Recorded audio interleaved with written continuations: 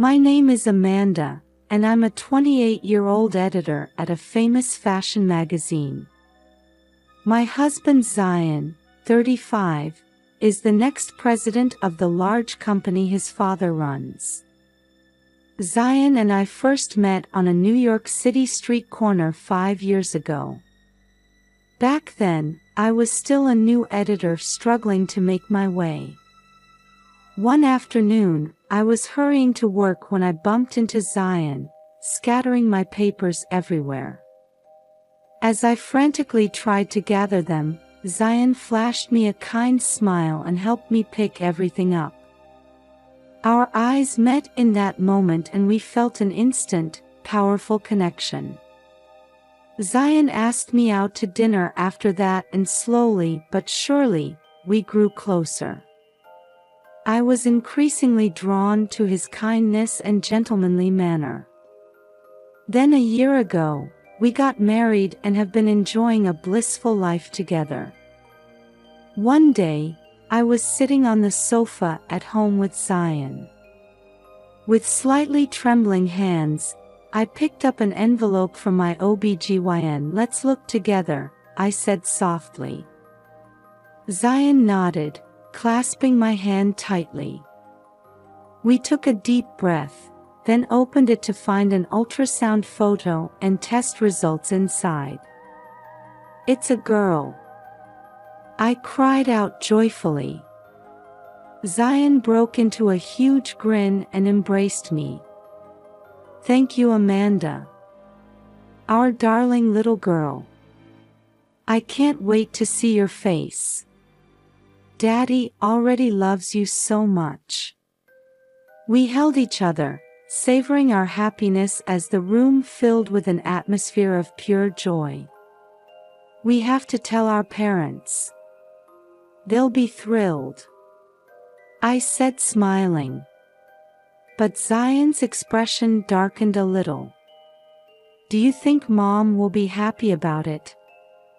Zion's mother, Hazel, holds conservative views and believes in male superiority.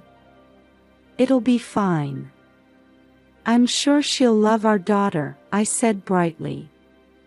That weekend, Zion and I visited Hazel's house. As we had tea in the living room, I shared our big news. "Mother, we've been blessed with a baby. It's a girl." Hazel's face instantly clouded over. "A girl? The successor to the company has to be a boy." "Mom, times have changed," Zion interjected. "Be quiet," Hazel yelled. "A girl who can't be the successor is useless." With that, she tried to kick me in the stomach right in front of my eyes. Shocked, I protectively placed my hands over my belly. "Mother!" Zion shouted, shielding me. Hazel glared at us, shaking with rage. "The company successor must be a boy. I won't accept a girl." Tears welled up in my eyes as I clung to Zion's arm. He stared at his mother sternly. "That's enough, Mother. We're leaving," he declared. We left Hazel's house in silence. The moment we got in the car, I broke down sobbing. Zion held me tenderly. "It's okay. We'll protect our daughter. Don't let Mother's words get to you." After leaving Hazel's, Zion and I had a heart-to-heart. "Mom just needs a little more time. I know once she sees our baby girl's face, she'll open her heart," he assured me. I decided to believe in his words. As the pregnancy progressed, Zion and I gradually adapted to our new life. I continued working while prioritizing the baby's health, taking on duties within reason. Zion started proactively helping out at home, making breakfasts so I could relax a bit, tidying up before heading to work, giving his full support however he could. He'd even come home early from the office sometimes. "Take it easy, Amanda. Your health is the most important thing," he'd say, sweetly caring for me. I was deeply grateful for his dedication. Around 5 months into the pregnancy, my belly started getting noticeably bigger. "Today's the day we hear the baby's heartbeat," Zion said excitedly. At the hospital, when we heard our child's robust heartbeat for the first time, we were at a loss for words, overcome with emotion. "Beloved daughter, Mommy and Daddy are here," Zion spoke to my stomach. I instinctively squeezed his hand, my heart full of joy. Zion's support bordered on overboard at times. One weekend, fretting over my growing belly, he spent the whole day shopping and cleaning. But feeling my body getting sluggish from just sitting, I suggested, "I appreciate it, Zion. But why don't we go for a little walk together? Moderate exercise is important." He agreed, if a bit hesitant. We strolled through a neighborhood park, enjoying the peaceful time together. Our bond as a couple deepened along with our preparations for the baby.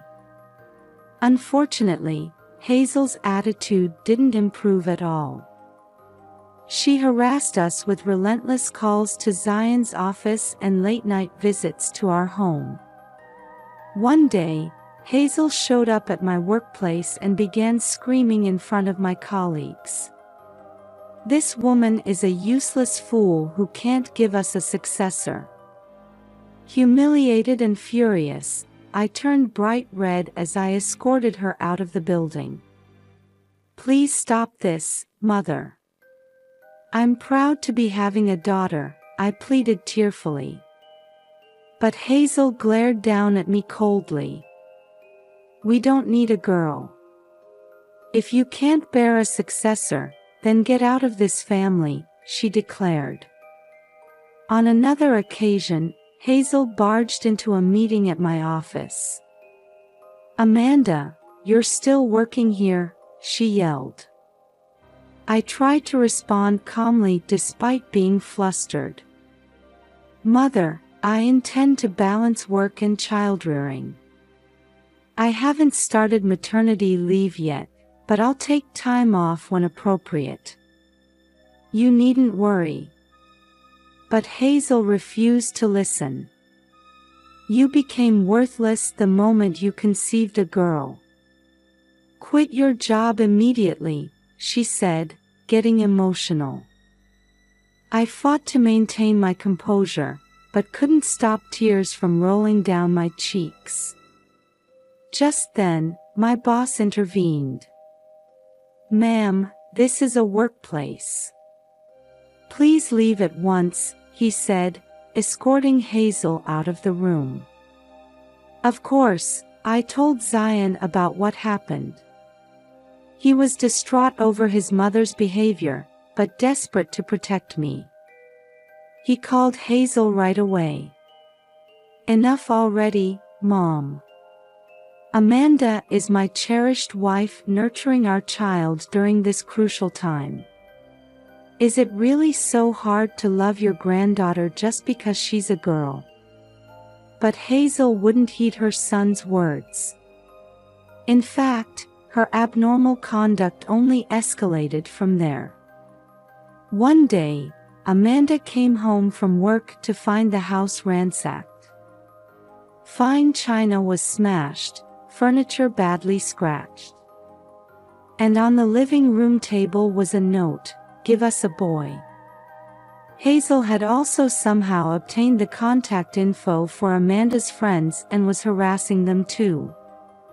She bombarded them with comments like, "Amanda acts high and mighty but can't even bear a son," and, "You should cut ties with Amanda." She was especially relentless in calling Amanda's best friend Jessica. "You're friends with Amanda, right? Can't you convince her to quit her job? There's no future for a woman who births a girl. She simply must have a boy. Jessica immediately let me know and reported Hazel's remarks. She reassured me, "You've done nothing wrong, Amanda. We're all on your side." When Zion found out about Hazel's actions, he tried reasoning with her again. "How can you be so cruel, Mom? What you're doing is deeply wounding not only Amanda, but the baby too." But Hazel wouldn't listen. "The moment you learned it was a girl, that child became useless to me," she said coldly. Zion was devastated. Hazel's abnormal behavior grew more serious by the day. We even considered contacting the police. But because she was family, we were determined to keep seeking a resolution through discussion until the very end. That said, the stress from Hazel took an increasing toll on my already fragile health during pregnancy. Unable to bear her behavior, I sometimes broke down in tears, asking, "How did it come to this? Our daughter is coming into this world to be loved." In those moments, Zion was always there to comfort me. "Amanda, you've done nothing wrong. The problem lies with Mom. Let's cherish our daughter. Surely the day will come when Mom understands too." Then one day, Hazel visited our home with a shocking suggestion. "Amanda, if you can give birth to a boy, I'll accept you. So abort the child in your womb right now and get pregnant with a boy." I was stunned. Hazel was imposing her own values, even threatening the life of her own granddaughter. I felt an inexpressible sadness. Trembling with rage, Zion told his mother, "Enough, Mom. I've realized I can't change your thinking. But we're having this girl. Even if you don't accept her, we're still a family." Hazel seemed displeased by the determination in her son's eyes. Without a word, she left our house. Time passed and my due date approached. The conflict with Hazel remained unresolved, but Zion and I continued peacefully preparing to welcome our daughter. 3 days before my due date, I noticed contractions starting. Zion frantically called the hospital and helped me into the car. "Take deep breaths, Amanda. We'll be at the hospital soon," he said, desperately encouraging me as he drove. Upon arriving, I was immediately admitted. Zion held my hand tightly. "You're strong. I'm always on your side." After a long labor, I gave birth to a healthy baby girl. The moment the obstetrician placed her in my arms, I couldn't stop crying. "Hello, beloved daughter. Welcome to the world." Zion was speechless with emotion. "Thank you, Amanda. You're the best wife and mother." We named our daughter Aria. She became our treasure, the center of our family. As for Hazel, she showed no signs of celebrating Aria's birth. She didn't visit the hospital or respond to our attempts to contact her. A few days after coming home, Hazel came to our house. "May I see my grandchild?" she asked coldly. Though wary, Zion let his mother in. Hazel entered the living room where I was sitting holding Aria. "Mother, it's been a while. This is Aria, your granddaughter." Looking down at her, Hazel's expression was icy. So it was a girl after all. In the end, no successor was born. Zion raised his voice. Enough already, Mom. Arya is our precious daughter. With a sardonic smile, Hazel said, "That's all well and good. But this child has no value to your company." I trembled with anger, but Zion placed a hand on my shoulder to calm me. Hazel continued, "As far as I'm concerned, this child and I have no connection. I never want to see her again." Zion took a deep breath and faced his mother. "Mom, are you sure about that? Because this child's true identity is..." Hazel waved her hand dismissively. "True identity? What are you talking about? A girl has no value." With a resolute expression, Zion said, "Mom, don't you know about grandfather's will?" At those words, Hazel furrowed her brow. "Will? What do you mean?" Zion quietly began to explain. Grandfather rejected male chauvinism and deliberately left a will bequeathing his assets to a female heir. In other words, Arya is the legitimate successor to the company. Hazel listened in disbelief. "That's absurd. To think father left such a will." Zion continued, "Mom, times have changed. Grandfather strongly desired to see gender equality realized." Suddenly, Hazel's demeanor shifted. "Ah, I see. You're right. It's an age of gender equality now. So Arya will be the successor. Well then, I'll have to dote on her." Zion and I stared at Hazel with a mix of shock and anger. He raised his voice, "Mom, you rejected your granddaughter until just now, and now you're conveniently changing your tune." Hazel made excuses in a flustered manner. "No, that's not it. I've had a change of heart. From now on, I'll love Arya." I gave a cold smile and declared, "Mother, you said you wanted nothing to do with this child. As you wish, you will have absolutely no involvement with the assets Arya inherits." Hazel turned pale, at a loss for words. Zion added sternly, "Mom, you rejected Arya and deeply wounded Amanda. Someone like that has no right to have a say in our daughter's inheritance." Desperately, Hazel tried to justify herself. "That's not. I actually do love Arya." I looked at her coldly. "Love her? Mother, what you've done to us can't be called love.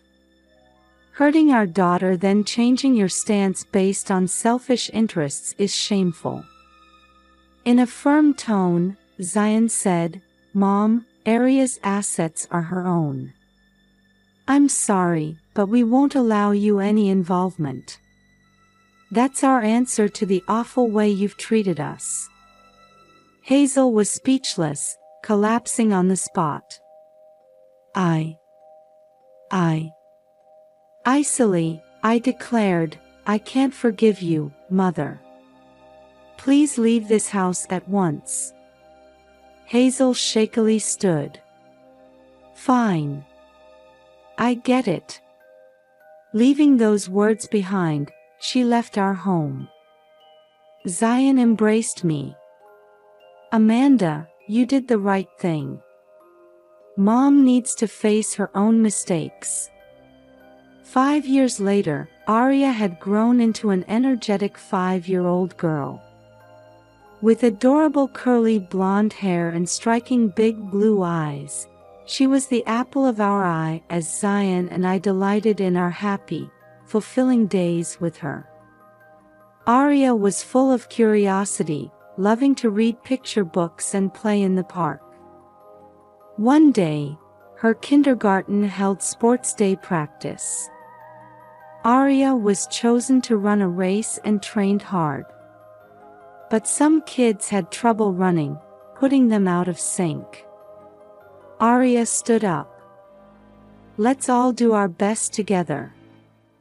Don't leave any friends behind, let's all reach the goal."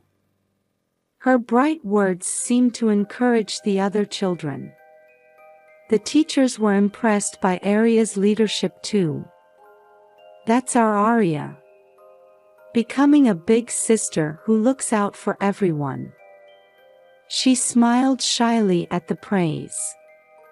We watched Arya grow up healthy, cherishing and nurturing her potential. We could never forget Hazel's horrible actions, but it was healing for us to see our daughter becoming such a cheerful, sweet-natured child. 15 more years passed. Arya had matured into a beautiful, intelligent 20-year-old woman. I was promoted to editor-in-chief of the fashion magazine, while Zion succeeded his father as CEO. Arya interned at her father's company while still in college and was officially welcomed as a member of the firm upon graduation. She was assigned to the corporate strategy department, where she quickly demonstrated her skills despite her young age. One day, Zion consulted Arya about the company's future. "You are the one who will carry this company forward. The day will come, not too long from now, when you'll be at the helm," he said proudly of his daughter's growth. Nodding thoughtfully at her father's words, Arya declared with conviction, "Dad, I will grow this company into a global enterprise. And I'll make it a company where anyone can thrive, upholding the principle of gender equality. That's my dream." Zion's eyes crinkled at Arya's proclamation as he gripped her shoulder firmly. "If anyone can do it, it's you. I'll support your dream with everything I've got." 20 years ago, Hazel's prejudice and discrimination caused me and my family great pain. But we overcame those hardships and deepened our bonds. Amidst this, Amanda and Zion's wedding anniversary arrived. To express her gratitude to her parents, Arya personally planned a commemorative dinner. "Mom, Dad, today is a special day for you too, so I'm going to be your host," she announced happily, as Zion and Amanda smiled sentimentally at their daughter's growth. The dinner table was adorned with mementos of Amanda and Zion's life together, carefully arranged by Arya. Their wedding photo, a drawing of the family Arya made as a child, a recent picture of the three of them. "Mom, Dad, I'm so happy I was born into this family. Thanks to your protection, I can pursue my dreams," Arya said, bringing tears to her parents' eyes. "We were able to persevere because we had you, Arya. Your smile is our source of strength," Zion said, clasping his daughter's hand. "You are our pride and joy," Amanda added. The trio clinked glasses, savoring their happy moment. The bonds of this family that had overcome such hardship held a strength that could weather any adversity.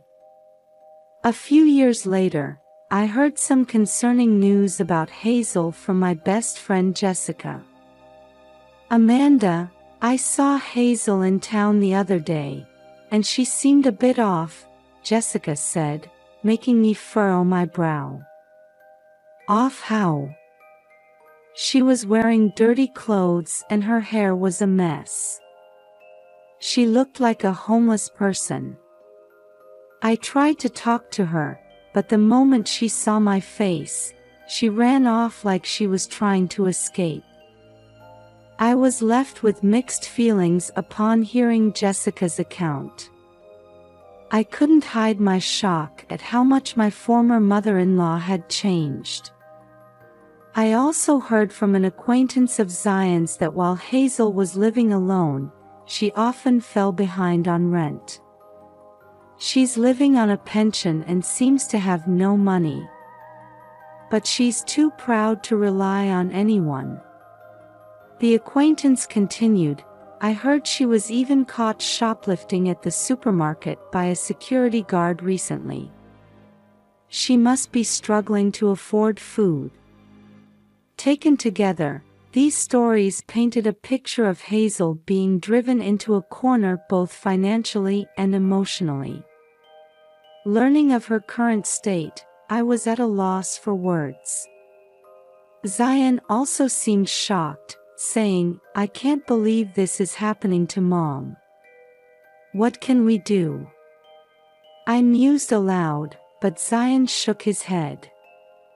Amanda, I appreciate your sentiment, but Mom badly hurt you and Arya back then.